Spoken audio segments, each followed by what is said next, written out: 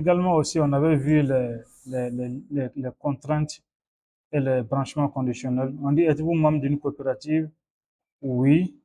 Maintenant, si on prenait non, on demande non pourquoi. Donc, c'est ça le branchement conditionnel. On prend le oui. Et voilà, la date d'adhésion, on prend la date. Maintenant, quel est le sexe de votre enfant aîné? Maintenant, c'est masculin.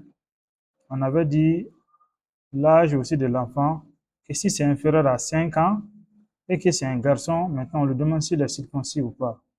Maintenant, si c'est 6 ans, vous allez voir que ça ne va pas venir parce qu'on avait fait un branchement conditionnel multiple, conditionné au sexe et à l'âge qui est de 5 ans. Ok, donc on prend les 5 ans directement, on demande s'il est circoncis ou pas. Ensuite, avez-vous planté du maïs au cours de la dernière saison? Maintenant, oui. On nous demande quelle est la superficie. Mais si c'était non, cette question n'allait pas s'afficher. Donc on prend oui. Maintenant, on nous demande quelle est la superficie. On va prendre 2 hectares. Ensuite, avez-vous utilisé des engrais? On demande oui. Maintenant, quelle est la quantité récoltée en kilogrammes? Prenons 500. Ok, maintenant, quelle est votre taille? On avait dit ici que la taille doit être comprise entre 0,5 et 2,7. Donc, si on met ici 0,4, ça ne passe pas. Ok, donc directement, on met ma taille, ça fait 0, ça fait 1,98. 1,98. Donc, ça passe. Maintenant, combien de sacs avez-vous vendu? Ça, c'est les champs calculés. On prend ici 5 sacs. Le prix d'un sac, ça fait 500 francs. Et directement, il nous calcule le total. Le montant total est de 2500. Il nous donne également le montant en dollars. Donc, on a vu les champs calculés. Voici comment est-ce que ça s'affiche. Donc, nous sommes arrivés à la fin du questionnaire. OK?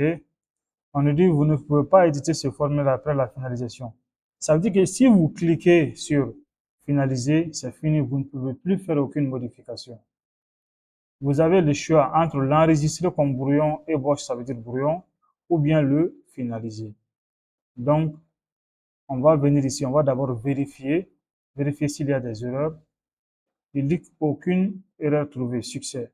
Ça veut dire que le questionnaire est OK. Mais nous, si par exemple on voulait, il y a des questions qu'on n'a pas enregistrées ou qu'on n'a pas administrées, on peut faire enregistrer comme ébauche. Et directement, vous allez voir ici, il y a un petit 1 qui est là, ça veut dire que le formulaire est là.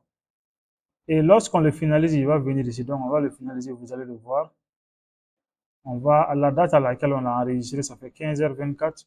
On a enregistré vers 15h24. Donc, on entre dedans, on dit pas d'erreur.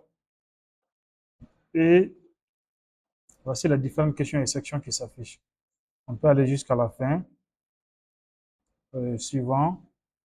Maintenant, on le finalise parce qu'il n'y a pas d'erreur et que tout est OK. On fait finaliser. Et si on le finalise, vous voyez ici, ça vient ici, prêt à envoyer. Lorsque c'est ici, on ne peut rien modifier encore. On n'a plus d'autre choix que de l'envoyer. Donc, si vous envoyez même plus de 500 données ici, vous sélectionnez toutes les données et vous l'envoyez dans la base de données. OK? Donc, si c'était 100, il a dit envoie de 1 sur 100, ainsi de suite, jusqu'à envoyer les 100 données. Exercice pratique, successful submission. Ça veut dire que ça a été envoyé avec succès. Donc, je prends OK et directement, le formulaire qui était là est parti. Donc, on sort, on vient ici envoyer, donc il vient ici. Ça veut dire que le formulaire a été envoyé. Donc, chaque formulaire que vous envoyez vient dans cette partie. Donc, c'est tout pour la collecte des données et ça, c'est valable pour tous les enregistrements. Si vous voulez commencer un nouveau enregistrement, un nouveau questionnaire, vous venez d'en remplir, vous commencez un nouveau questionnaire et ainsi de suite jusqu'à atteindre le nombre de quotas requis. Si vous avez aimé cette vidéo, n'hésitez pas à commenter, à liker et à partager. Merci.